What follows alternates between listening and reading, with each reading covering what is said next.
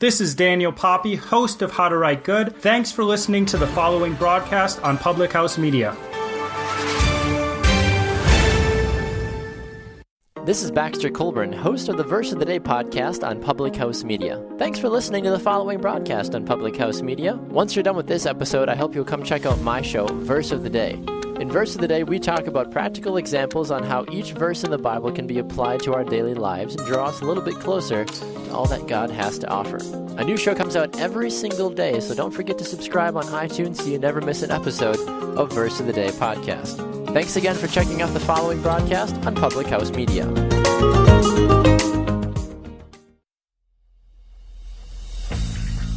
Throughout history, the course of sports has been shaped by one thing: the fans. From the moments you never dreamed of, Wolpoff has saved the USA's life in this World Cup. Paul, the runner, loose ball, it's good. Gonzaga, the slipper still fits. To the moments that still give you nightmares. Behind the bag, it gets through Buckner. Here comes Knight, and the Mets win it. He's in. Patriots win the Super Bowl. Brady has his fifth. through the good and the bad, fans have helped change the games we watch and the players we love. They may not be the most logical people. You are a factory of sadness. I'll see you Sunday. But they know their teams better than anybody. They'll blow in the ninth. You may not always see them, but you know where to find them. After all, there's nothing quite like the view from the cheap seats. Broadcasting as part of the Public House Media Network. Grab a chair and enjoy all there is in The cheap seats.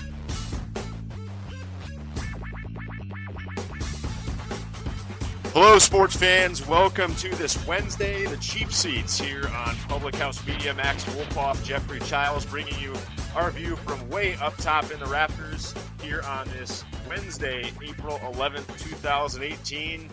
And it's the Stanley Cup Playoffs, Max. It's that time of year, the best time in sports for me. You have 4 rounds, 16 games, everything, every ounce of energy throwing into this thing to bring home Lord Stanley's Chalice. This is possibly one of the greatest playoffs in any sports, and with the East especially this year, it is juggernaut after juggernaut, great matchup after great matchup.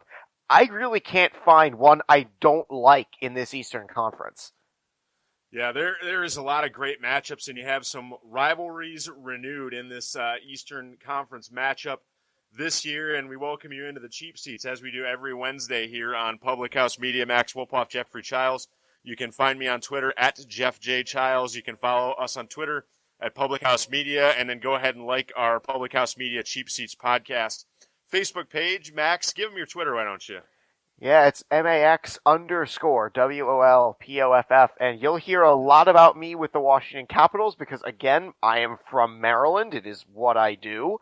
But the Caps this year, them against the Blue Jackets, oh boy, Jeff, I don't know if you're seeing the same thing I am, but this is a very intriguing matchup. Yeah, that it is, and it's got to give you as a Caps fan a little bit of positivity and a little bit of glimmer of hope this year.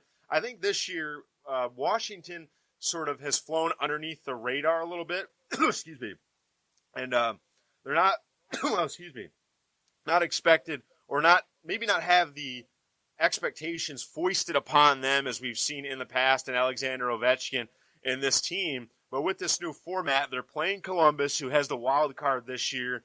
And normally you give the Caps the benefit of the doubt maybe that there's going to be a first-round choke job, unfortunately, or something that's going to happen with them.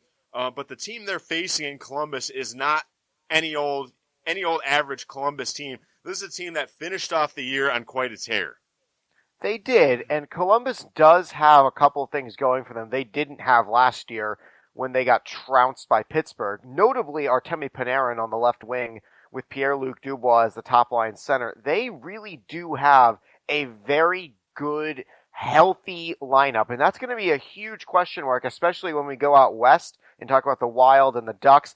The Blue Jackets don't have their problems. They have every one of their main contributors is healthy into the postseason. Yeah, they are. They are healthy for the Blue Jackets. For the Caps, even though I sort of said they're not finishing strong, they did go 12-3 to finish the year in their last few games. And, they feel confident this year that they can win in other ways. They added Ian Cole, Thomas Vanek before the trade deadline.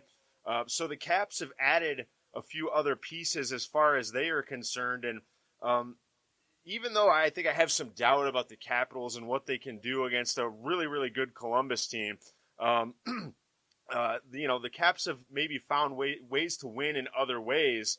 And I think if you look at this series overall, I think for me, yes, you look at Alexander Ovechkin, you look at Artemi Panarin for the Blue Jackets, but this series, I think, too, could come down to goaltending, and if that's the case, and it is an offensive slugfest back and forth, this series could go a long way.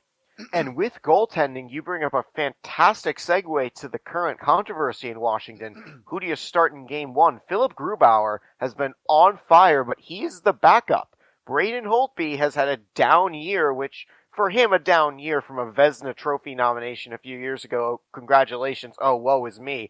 But he has not had a great season, and Grubauer has been the go-to the last couple of games. He's the hot hand. Who do you start Game 1 has been the rotating question. And it appears from everything Trotz has said, head coach Barry Trotz, he's made a decision. He's just not telling anybody. Well, that's normally how coaches are before the postseason, right? Is that they don't tip their hand and give the other team the advantage about saying who will or will not start. But this is you're right, Max. This is a very interesting conundrum because Braden Holtby, he has the track record in Washington, won the Vezina 2 years ago in 2016.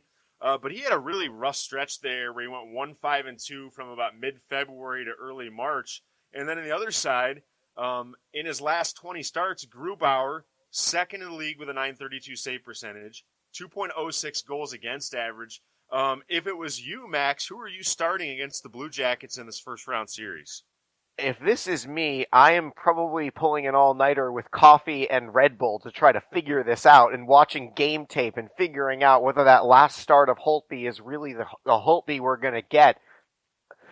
Oh boy, I hate saying that I'd probably just give it to Holtby because of his record and because he's going to be here for a while. And because honestly, if you give it to Grubauer and then take it away and give it back to Holtby, I don't know what that's going to do to how this goes. I mean, it's damned if you do, damned if you don't. If Trotz picks Grubauer for the whole of the first round and the Caps get trounced by the Blue Jackets, he's more than likely not coming back next season. If he picks Holtby and the same thing happens, he'll be blamed for not picking Grubauer. It's a tough situation to be in. I don't envy Barry Trotz here. One of the things you always hear come Stanley Cup playoff time is that if you change your goaltender midway through a first-round series, you're probably going to be golfing in about a week. And most of the evidence supports that theory that if you take a goaltender and you change him, not only affects your goaltending, but it affects the play of the goaltenders, your team in front of you.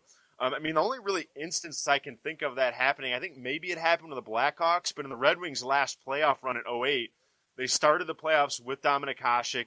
He really had a brutal series against the Predators that year, and then Chris Osgood came in for him to finish off that series and ultimately led the Red Wings to the Stanley Cup. So you're right, damned if you do, damned if you don't. It's really could go either way, but I mean, most of the evidence has supported that if you change your goaltender, it's a really bad scenario. Kind of like how we never thought we'd see a 16 beating a 1 in the tournament.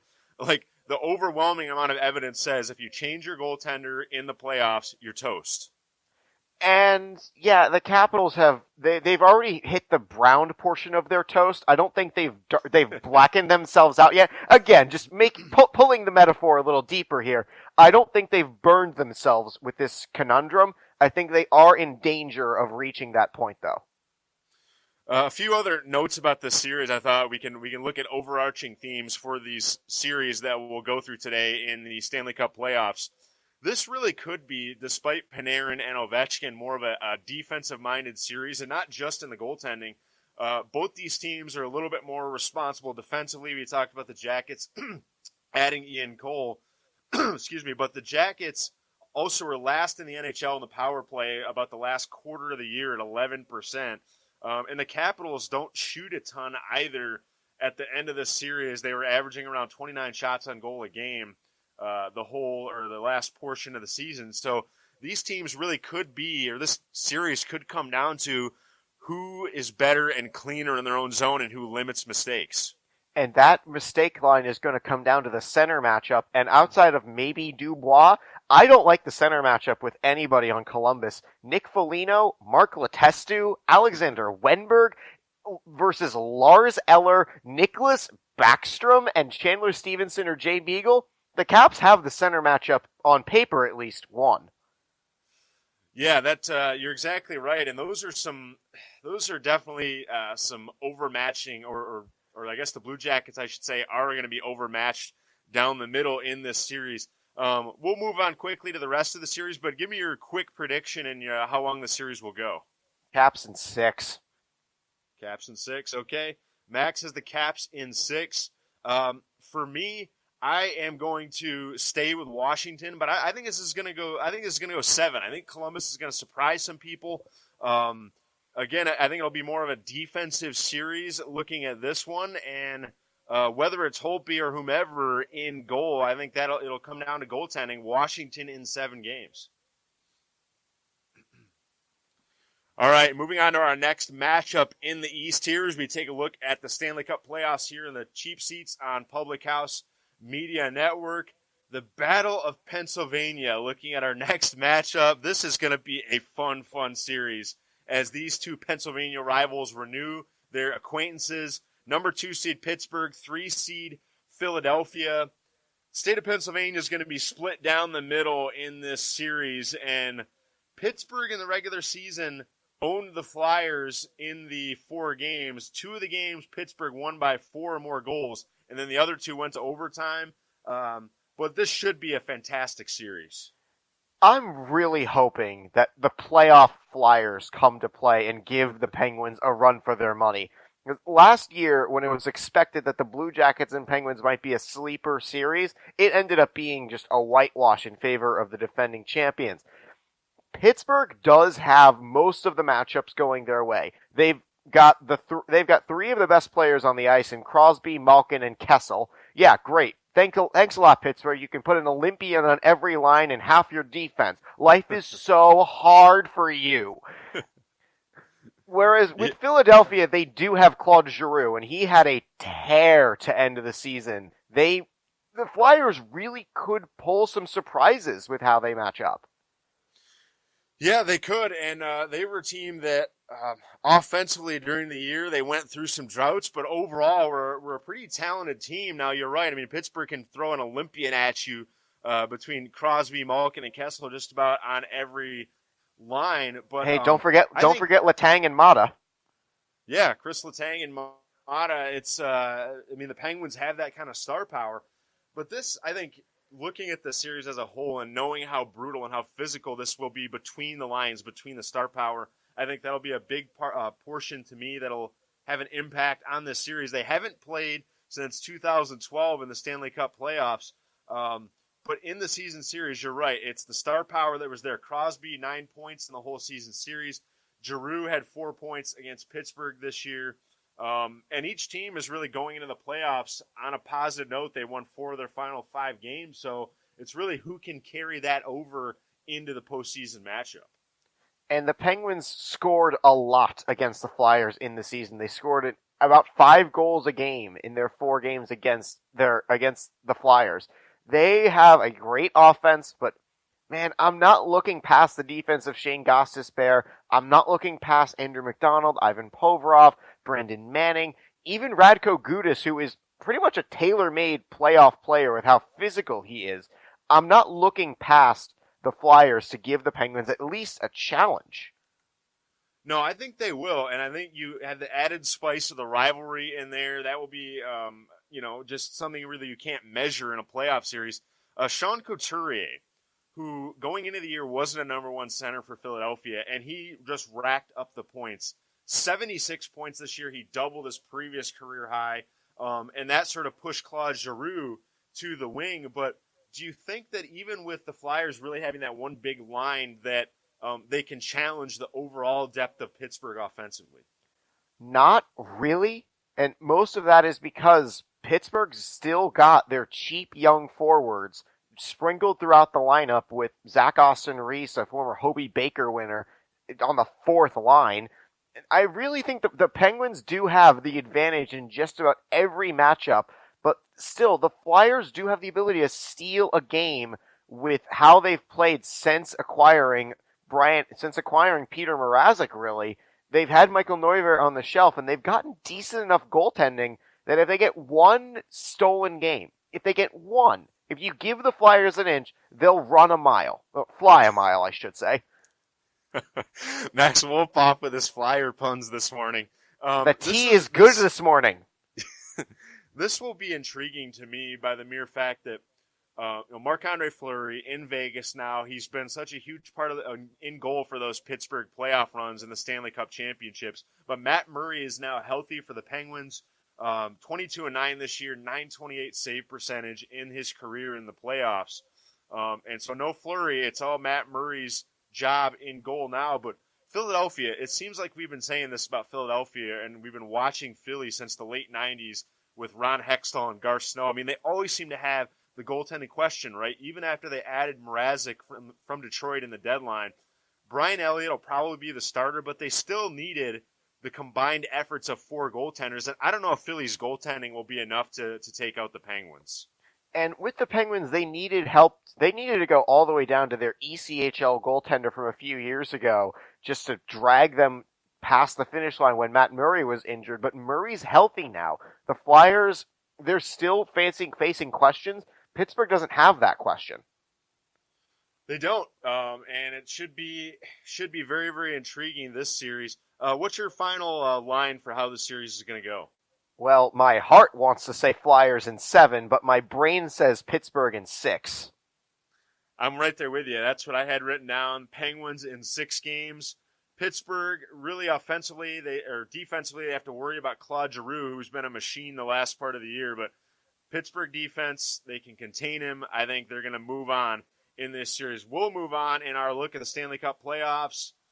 The matchup for me that I think is, even though the first two we've discussed have a lot of fascinating aspects to them. In the East, number 2 seed Boston, number 3 seed Toronto.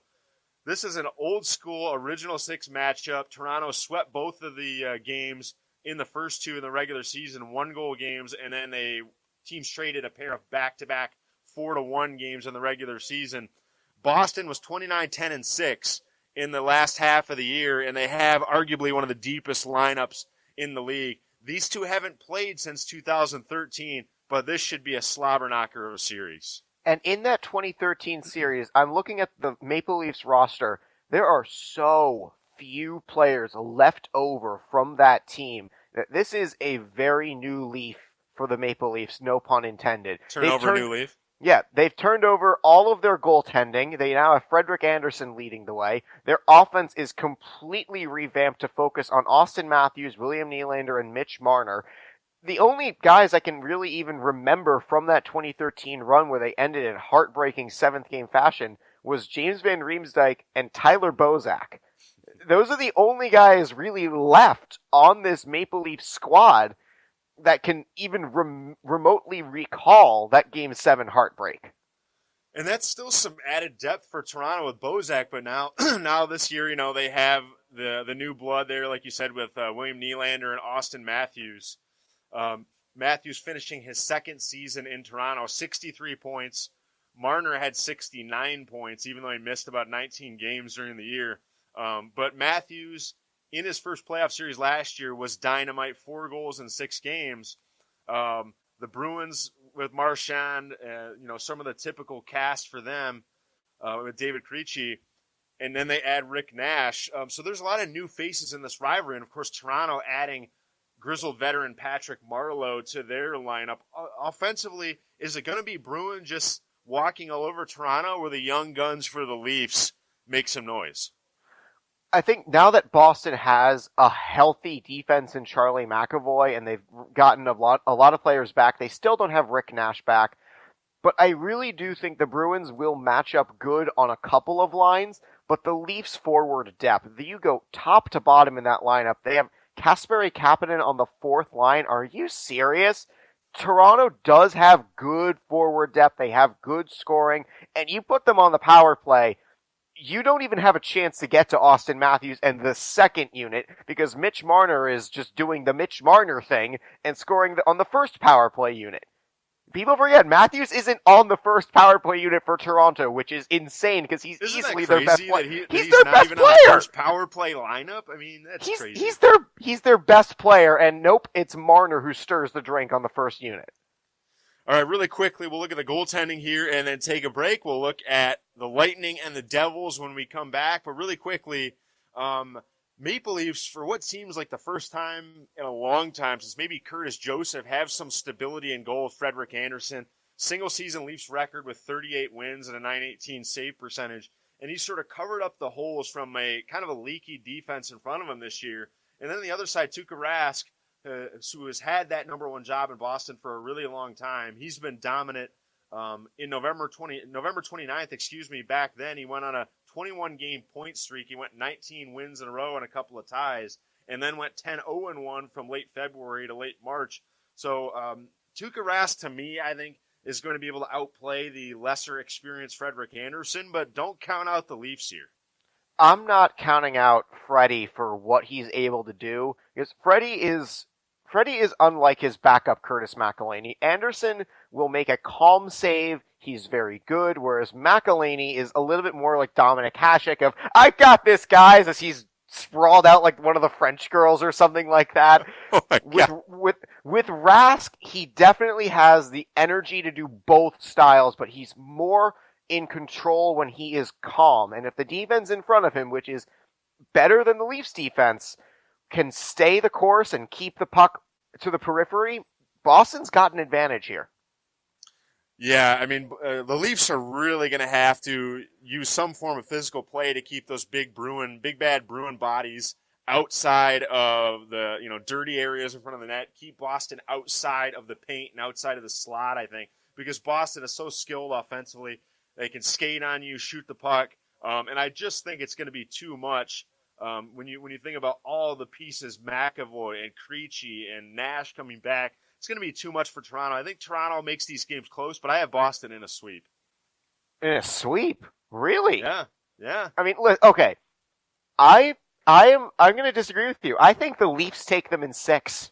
Oh, okay. We have our first dissenting opinion on the day. All right. No worries. If the Maple Leafs can give the stacked juggernaut Capitals of last year a run and they improved this year, I think the Leafs takes the next step in their rebuild, that they beat Boston and slay the Dragon from 2013. All right. We have our first disagreement in this playoff of this episode of the Cheap Seats.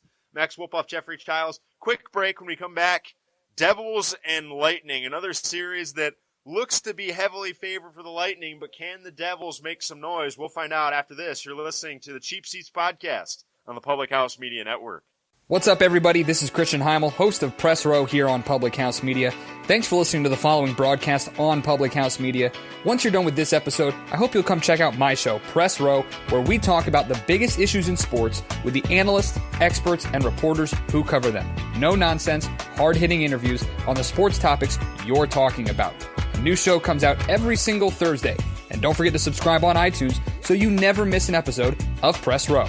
Thanks again for checking out the following broadcast on Public House Media.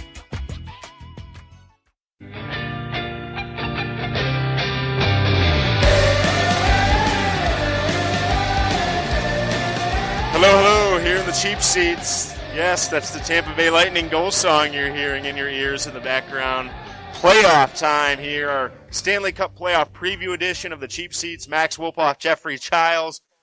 Best time of year. I probably said that about the NCAA tournament, but no, this is the best time of year. Hockey all the time, Max.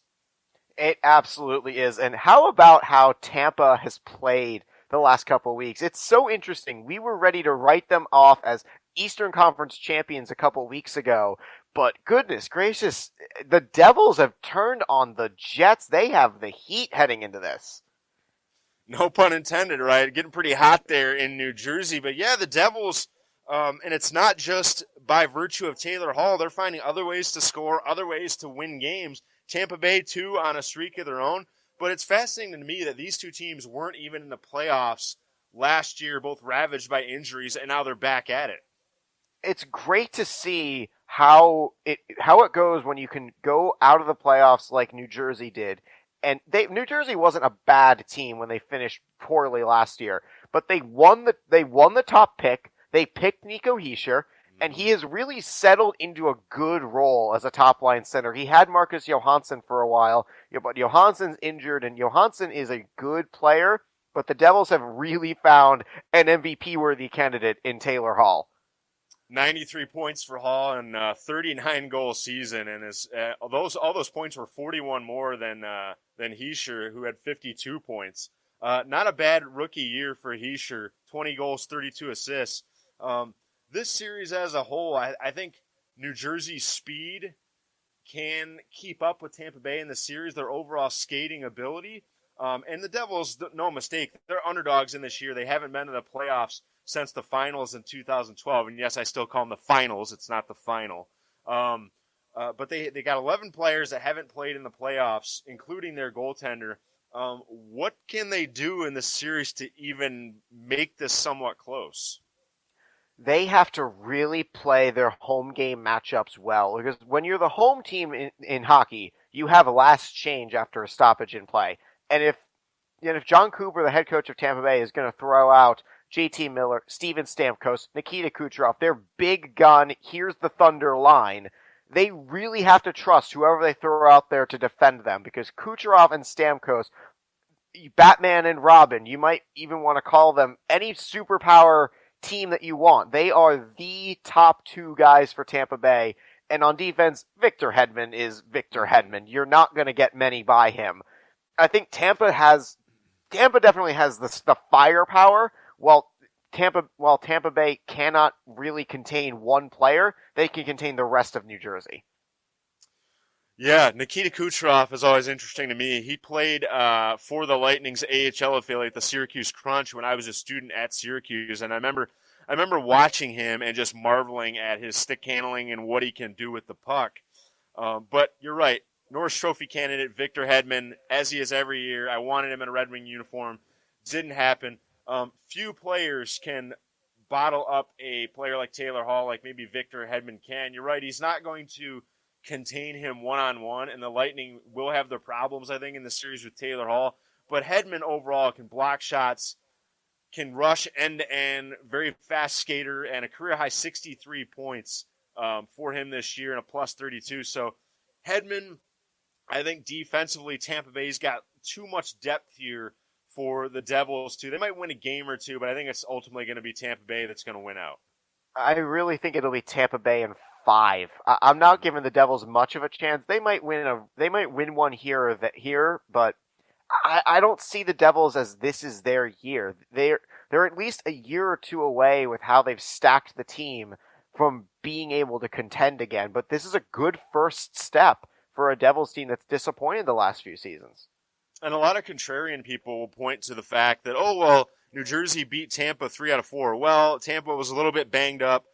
Plus, the Devils still are outshot in every one of those games and still managed to pull out the wins 3 out of 4 times. Tampa's too deep. They're too experienced. They've made a finals run before in 2015.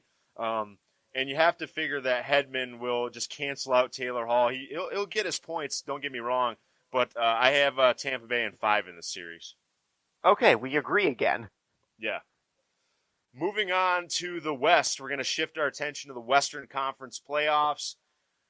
The top matchup, even though the Kings are a wild card, doesn't feel like that to me. Las Vegas Golden Knights, what a story. Their first season in the league, number 1 overall seed in this new format of the past few seasons. The Kings don't really have a seed. They're more of a wild card. That's how they assign it now. But Vegas, so talented offensively. They were potent all year, almost 3.3 goals a game. They had a airtight defense to match, and both of their specialty teams were in the top half of the league. Vegas's power play, they can spread the ice, they can shoot it around, and what more can you say about William Karlsson? And 78 points year, Max, 78 points. That's 34 more than his previous high for William Karlsson in a rebirth, a renaissance in Sin City. but Carlson is just the tip of the iceberg for Vegas. 9 players that scored double digits in goals. That is scary good. It's scary good, especially when you consider how banged up they've been in goaltending for almost the entire season. They didn't really get a chance to see Marc-Andre Fleury as their number one for the first couple months of the year, and they were still running on this magical carpet straight to the championship. Watching them play is mesmerizing. How good they are, and especially how little anybody expected of this team that could. They've rallied around their city. The city has rallied around them. Vegas is going to make noise in these playoffs, even with the Kings standing in their way, and another MVP trophy candidate in Anze Kopitar. Yeah, I think this will be one of the more interesting series to watch as far as how these teams match up. The Golden Knights, it's clear what they do. They have the scoring depth. They can skate circles around you. They have the speed. The Kings, you're right, they have Anze Kopitar and they have some punch of their own, but they're more of a defensive-minded teams this year. They only gave up 2.5 goals per game, but Kopitar for Los Angeles, he's experienced a rebirth of his own. He rebounded from a subpar year last year, set career highs this year, 35 goals, 92 points. He led his team in scoring by 31. He's won the Selke before, so he can play both ends of the ice. But Los Angeles, they have Drew Doughty. They have sort of all their usual suspects. Las Vegas, too, to me, is not only good in the top 2 lines, but adding Thomas Tatar and adding secondary scoring, I think, is what's going to power them to a series win.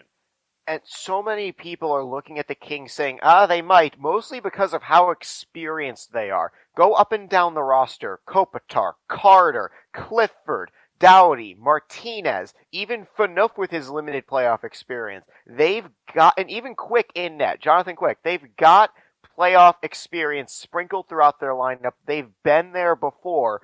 However, I still don't take their experience. I still have the Vegas Golden Knights taking it in 6. Yeah, I do as well. Jonathan Quick, as you mentioned, in goal for LA.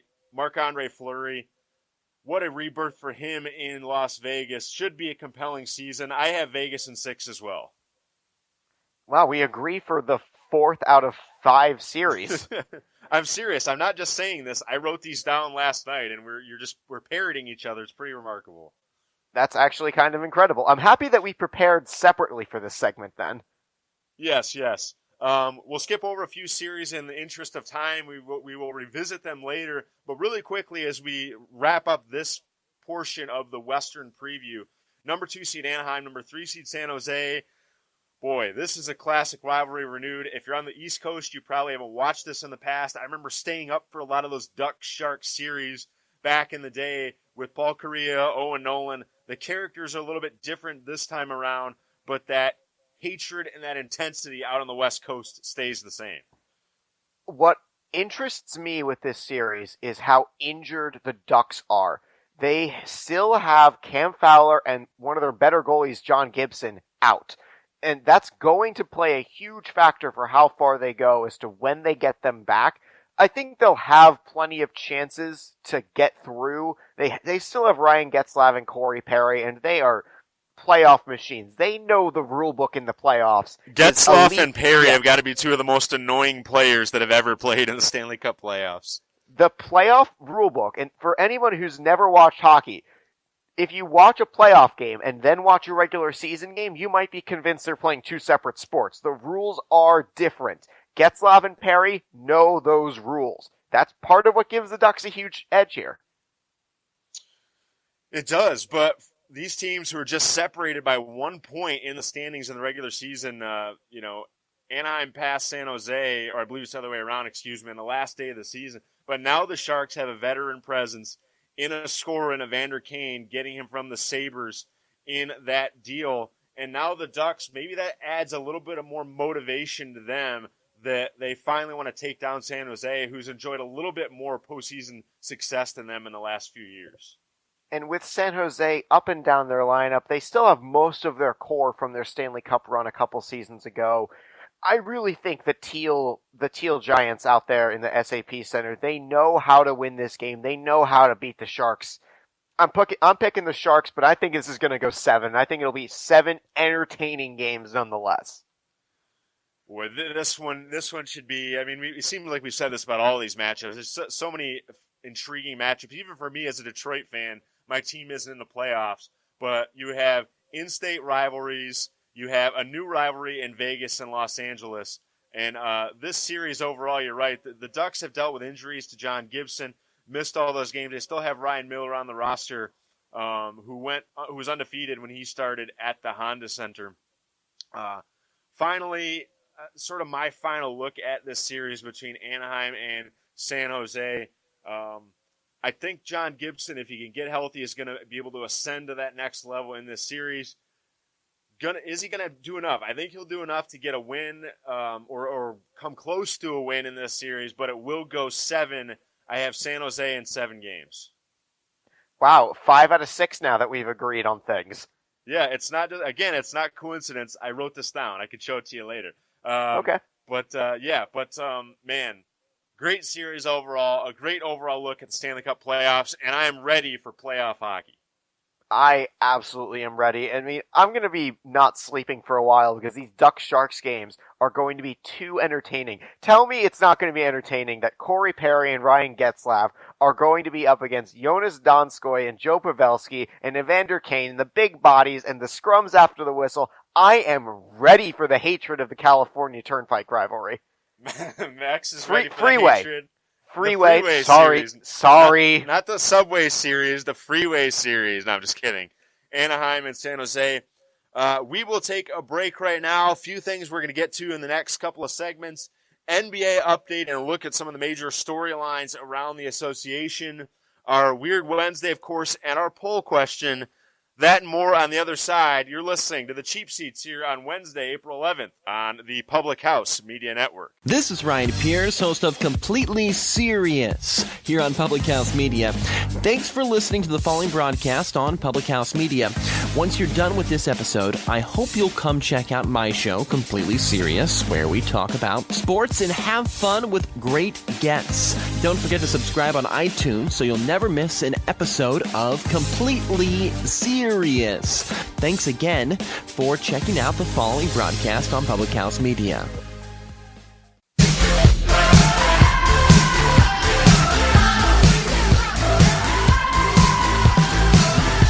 Las Vegas Golden Knights. That's what you hear if you take in a game in Sin City.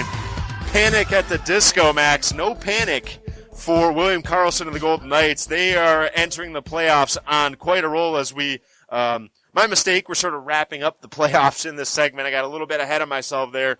But the final 2 matchups in the Western Conference in the Stanley Cup playoffs, Nashville and Colorado. Nashville winning the President's Trophy, the best team in the league overall. Colorado, a strong finish to the year to get in the playoffs.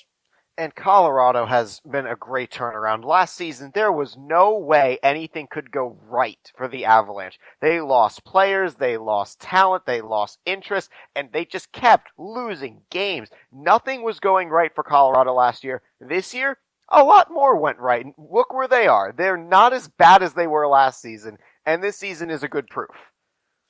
Yeah, the Avalanche, if you look back to late December and January, they won 10 straight games, and you thought that, they were even going to challenge for maybe a top seed in the West, but then their final 10 to finish the year 4-5-1, so they are not entering the playoffs on a strong note, but the Avalanche really, I think they're still probably, even with Varlamov in goal and Nathan McKinnon, they have some good pieces, but they're still a long ways away from challenging PK Subban, Pekka Rinne, in Nashville, and everything that the Predators have done this year. But Nathan McKinnon, if you watch him play, one of the more fun players to watch in the National Hockey League, 39 goals. He can move around the ice, really fleet of foot player, and is just an overall fun talent to watch. But Colorado is maybe missing a few pieces to compete in this series. They do not have the depth, especially defensively, to match up against the likes of PK Subban, to match up against the likes of Roman Josi, Matthias Ekholm, Ryan Ellis. That big 4 for Nashville is going to cause nightmares for all of the top scorers on Colorado. And they know how to deploy them, and Colorado does not have Varlamov for this series. He's done for the year. That's right. Jonathan Bernier is going to have to start, and I'm not ready to trust Colorado with this series. I think they are a year, maybe two, away from being ready to contend in the Central. Nashville's probably going to take this in 5 or 4. Yeah, just so we don't have some serendipity again, I'll just preview my pick by saying Nashville in a sweep, so we don't say it at the same time. All right, I have them in 5. I think Colorado may take their first home game because the energy in Pepsi Center is good, but that's really about it. Sure. Yeah, you're right. Varlamov not in this series, so Colorado down to their second-string goaltender, but a pretty good goaltender in Jonathan Bernier. Nashville, the number 1 seed. Colorado getting the wild card. They had to beat St. Louis to get in the playoffs. Nashville was just a machine in the second half of the year. Power play at nearly 22, sometimes 23%.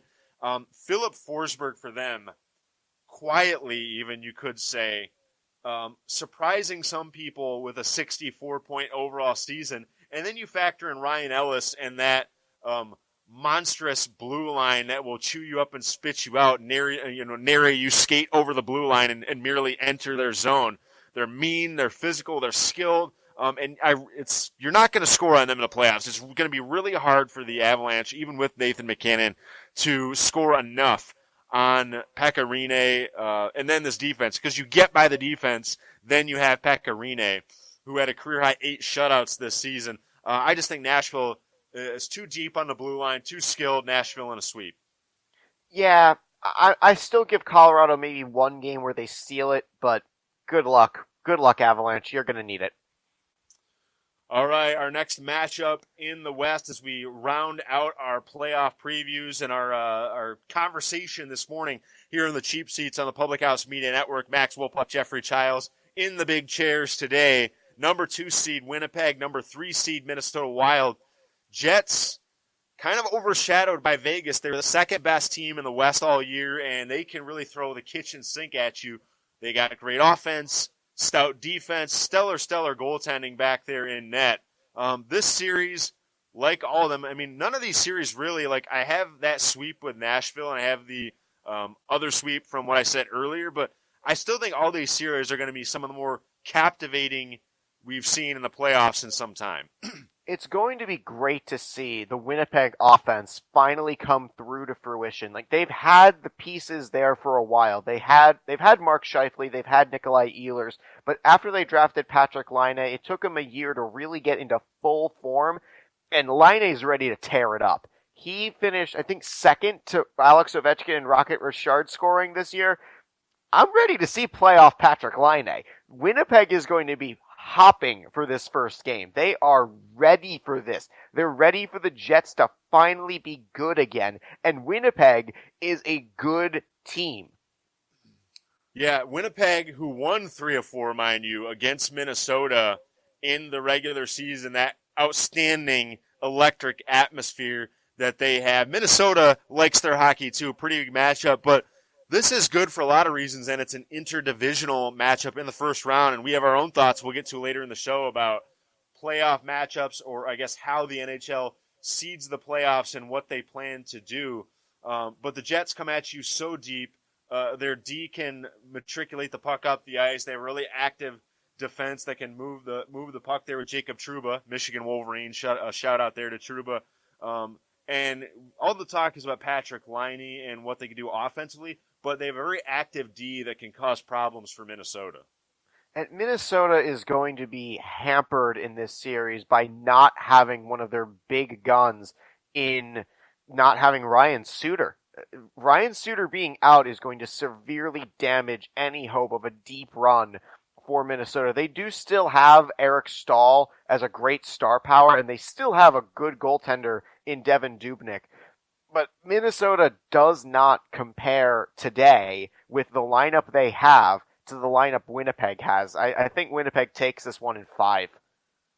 It's a remarkable season. It really was for Eric Stahl. 76 points, leading the Wild in goals and points. He tied a Wild record, actually, Marian Gaborik back in 2008, 42 goals for Eric Stahl. But you're right, Patrick Laine up the middle, 44 goals this season. Really overpowering shot. He can really disguise the release from the goaltender, and that could give Dubnyk problems in this season.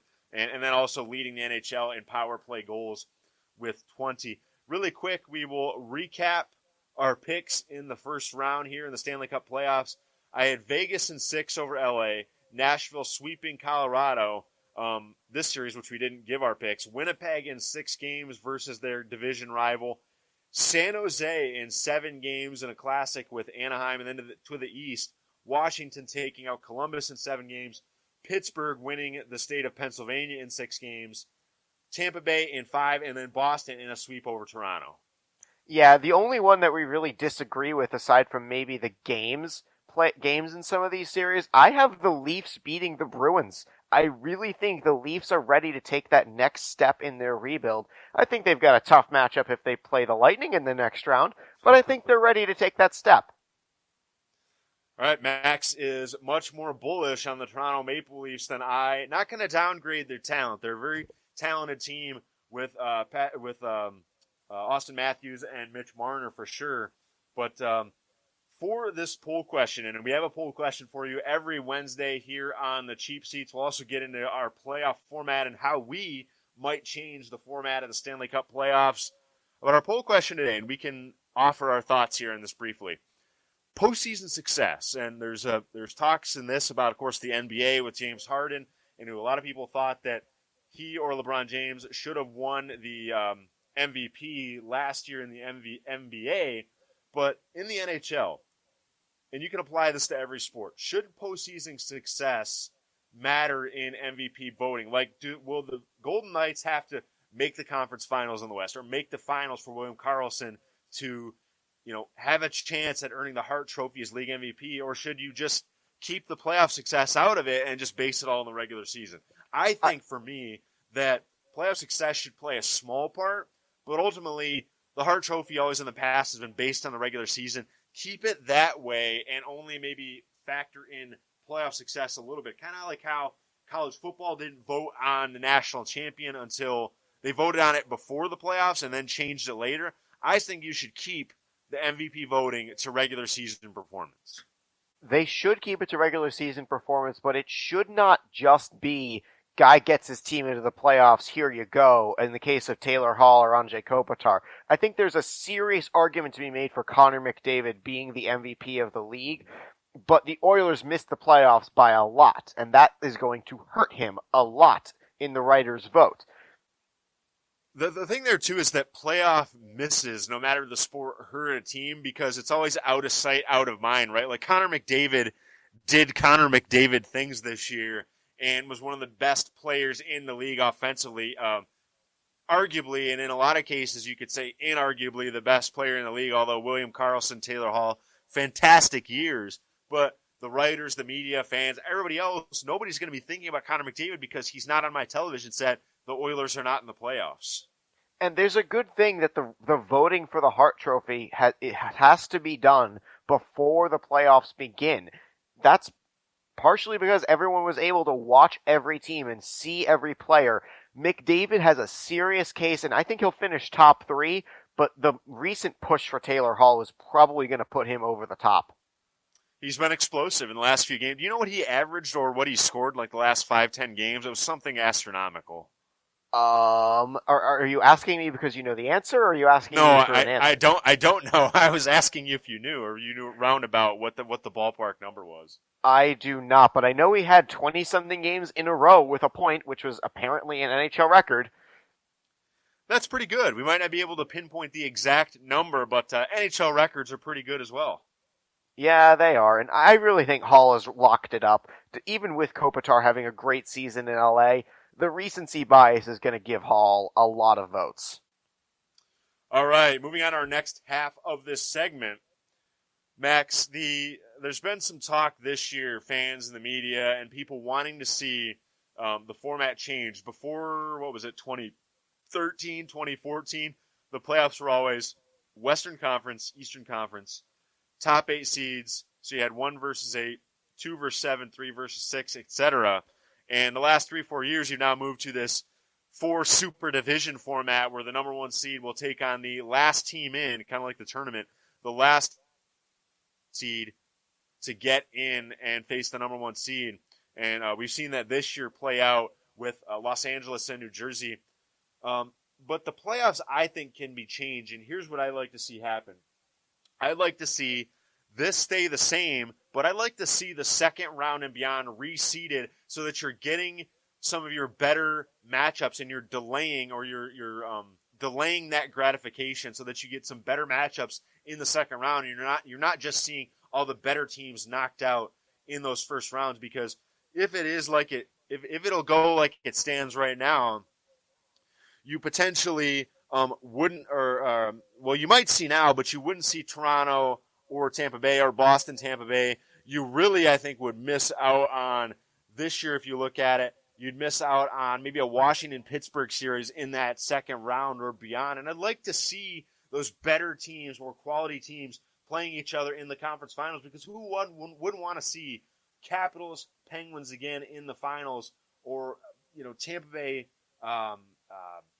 Bay getting to those conference finals, and who do they play in that conference finals? If you move that format and you delayed that gratification so that you reseeded it and they played in the conference finals, I think that would overall be better and be an overall better product.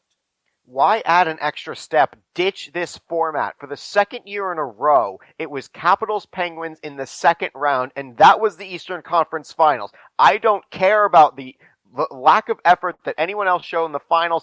That was the true conference finals. It was a walkthrough for the rest of it. It was a formality for the rest of it. Pittsburgh was going to go to the Stanley Cup finals after they beat the Capitals the last couple years. Ditch it completely. Here's what I would do. 1 through 8, and then 1 through 8 in the conferences, they are basically in. However, here's what I would add. And I take this from Ben Raby of WTOP. You have 7 play 10, and you have 8 play 9. 1 game to get into the playoffs. How excited would you be for 1 play-in game to get into the playoffs if you're a 10 seed? Heck, if you lose, you go to the draft lottery. That's your compensation. Congratulations.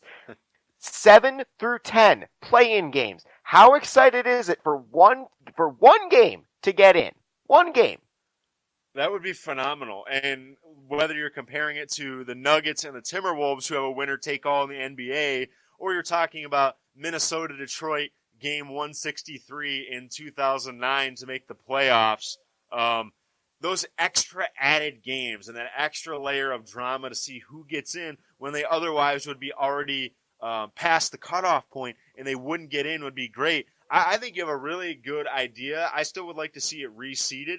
I've heard a lot of people say that they want to see, no matter irrespective of divisions or conferences, play it like the NCAA tournament where you have 1-16, 2-15, no matter of geography, no matter of conference. But I think that would present a lot of logistical problems as far as teams in Los Angeles having to play Boston or wherever it might be. There's problems with that format, but I think you got it right. As much as I would like to see it reseeded, add in that playoff game, and you're adding that extra layer of drama. It just adds another good story. How many baseball fans aren't tuning into Game 163? How many basketball fans aren't going to try to watch Nuggets Timberwolves? How many people are going to miss out on a winner gets in game? You draw more people. It's a no great one. The audience answer to draw. that is no one. Everyone would turn into that because it's exceptional sports. All right, Max and Geoff, finishing up another segment today, giving our thoughts really and our wildly differing opinions, but I sort of came over to Max's side when I thought about the playing game because he's right. I would want to see that. Any fan worth their salt would want to see that, an extra play-in game to determine who gets to the playoffs, even though reseeding would delay some of those matchups, those elite matchups, especially in the East, that we'd want to see in the next round. We're going to go to break right now. When we come back, we'll give our poll question again, our Weird and Wild Wednesday, looking at a few storylines in the association. That and more on the other side. You're listening to The Cheap Seats. The opinions of guys who you think might not matter, just like points on whose line is it anyway. Our points matter a ton, and we gave them to you this morning. Back in a second here on the Public House Media Network. This is Sam Kirby, host of Cinema Stories here on Public House Media. Thanks for listening to the following broadcast on Public House Media. Once you're done with this episode, I hope you'll come check out my show, Cinema Stories, where we hang out and just talk movie and TV news and reviews, and it's awesome. A new show comes out every single Tuesday. Don't forget to subscribe on iTunes so you never miss an episode of Cinema Stories. Thanks again for checking out the following broadcast on Public House Media.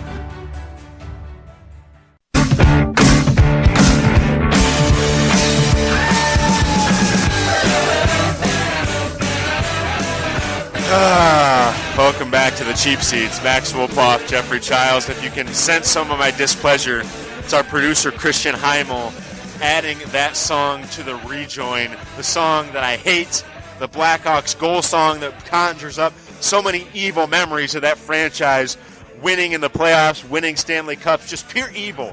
Purely and simply evil. This song is like Michael Myers to me. Honestly, it's a fine song in isolation, but when it's played in association with that goal horn, they didn't even make the playoffs, Christian. This was a playoff preview show. Come on, man. Yeah, I was waiting to see if he could jump in. He's just in the background. But, yeah, it's the greatest goal song ever. I don't care. Oh, no. I mean, I can't really refute that point that the Blackhawks are in the playoffs because my Red Wings aren't there either. But the point remains, that song is overplayed. It's annoying. It's representative of every single frat boy. Apologies to frat boys out there. Frat boy culture and all the negative, not the positive, stereotypes that it brings up, that it conjures up. In any case, last segment here on the show this morning, you're listening to the Cheap Seats podcast here on the Public House Media Network. You can follow me on Twitter at Geoff J. Chiles. Follow Max on Twitter at MAX_WOLPO. You can follow, sorry, buddy. You can follow the Public House Media Twitter page, Cheap Seats Podcast on Facebook. Don't forget to vote in our poll question today, which is our poll question today. Should the postseason success matter in MVP voting? Doesn't matter if it's NHL, NBA. I think that it should be stuck to the regular season success and regular season performance.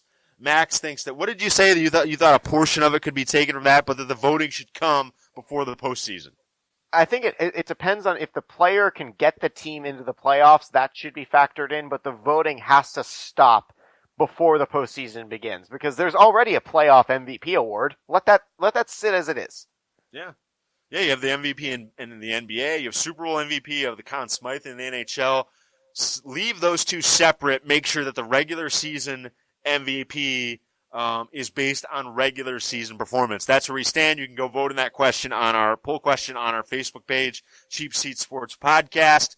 Don't forget, now, new to the Cheap Seats Podcast and the Public House Media Network as of last week, if you want to rep your Cheap Seats Sports Podcast pride or your Public House Media pride, you can do that.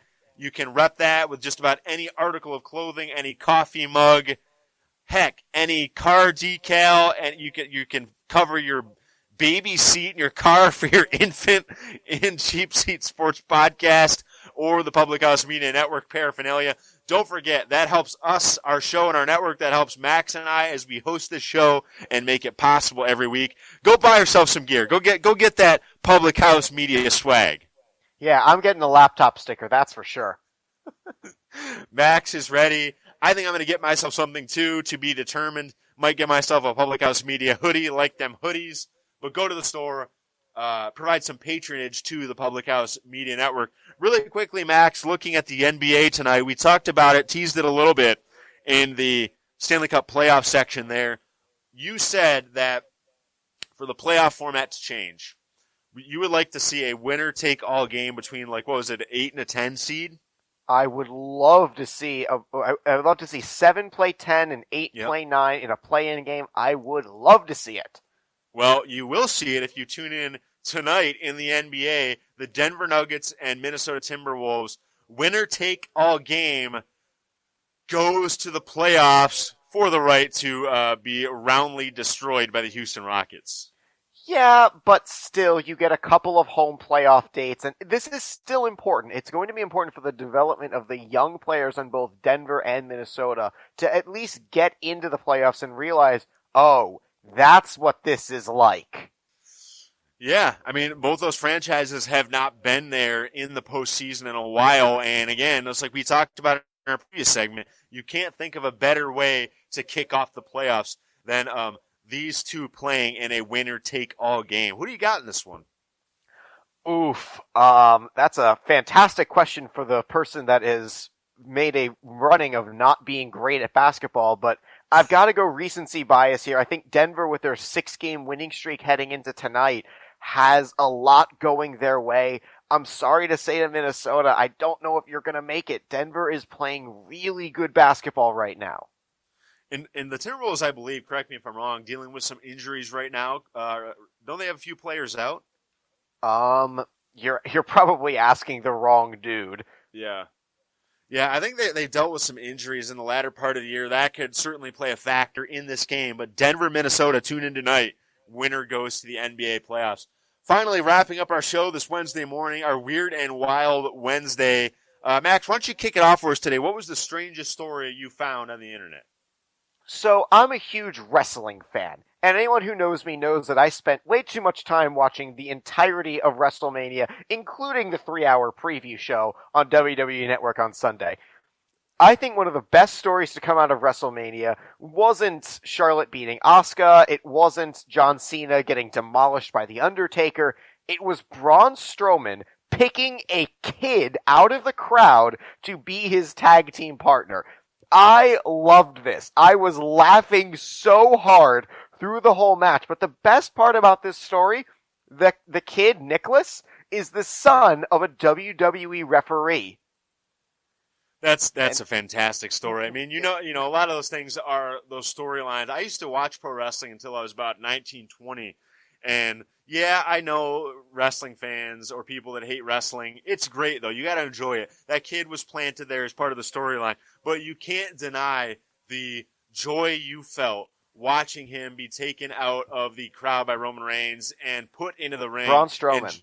Strowman, as his tag team partner. And one of the crazy parts is that ref, John Cone, was the referee that was in the match when Braun and the Big Show collapsed the ring last year on a superplex. But last night on Monday Night Raw, Strowman had to relinquish the tag titles because, in his words, we have some scheduling conflicts. Nicholas is still in the 4th grade. That's unbelievable. That's great for the WWE to do that and really to connect with the younger audience and reach out to their young fans to let him be a. Go ahead. He has the best story ever in any argument ever. He'll have the but I was a tag team champion trump card. He wins. He wins every argument. He does. He's got the trump card for all his buddies at school for all eternity, getting to wrestle in a tag team match at WrestleMania. Good to hear. I haven't followed wrestling in a while, but it's good as a former wrestling fan to hear about good on Vince McMahon and the rest of the creative team. They did a great job with that story arc, and I'm sad to see that they had to relinquish the titles, but school comes first. Let him go through 4th grade. School comes first is right. My story this morning comes from the Mirror in the UK, and as the past has been any indication, that may lead to quite the weird story this morning. An amateur football team, amateur soccer, Washington Square FC, has made the decision. They were running into some budget problems. They needed some cash. They needed a sponsor. They have now made the decision to have their FC soccer program sponsored by the porn website Pornhub. Are you serious? They were running out of cash, so they met at a pub. This was actually a few months ago. It's a little bit older story. But they had a few drinks at the pub, and they said, hey, mate, we need some sponsors. As I'm doing my poor British accents, we need some help. Can you help us with your pornographic website? And Pornhub jumped in and said, yes, we need this publicity. We need this marketing. And they created a hashtag RedTubeArmy, and now have many new Twitter followers, both Pornhub and now Washington Square FC. And speaking of swag, and you can go on phmedia.com, buy some of our swag. They created all kinds of new swag with RedTube, and then the team crest, the team logo on their jerseys. You can buy a singlet, a hat, a player shirt. not unlike what you can buy on the publichousemedia.com. But Washington captain John Clippert said, he and I, meaning Jamie Skelton, were intoxicated one night. We were joking about getting sponsored by this. We thought it might be a little bit funny and would never happen, but lo and behold, Washington Square now sponsored by Pornhub. I actually just Googled Pornhub sponsors football team just to try to see your article that you have in front of you. And wow, they have actually tried to do this more than once. It's not the first occasion, right? No, this isn't. They were looking for an Italian team to sponsor in 2015. They had one in 2014 where a team actually did faked the jerseys as a joke, and then they actually offered them a real deal. Gosh, this isn't the first time they've tried this. Washington Square FC on our Weird and Wild Wednesday, now sponsored by Pornhub, and certainly any goal from here on out will be quite the money shot for Washington Square FC. Oh, that was absolutely awful. Geoff, get out of the studio right now. Just get out.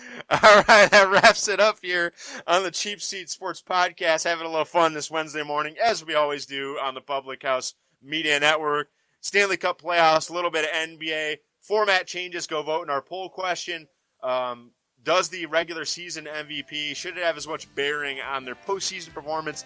And as always, you can follow us on Twitter. Go to phmedia.com. Check out the store. Support the show. Support the network. And for Max Wolpoff, Christian Heim, I want to say thank you to everyone for putting it on this morning. We'll be back next week with a new episode of the Cheap Seats on the Public House Media Network. Have a good day, everybody.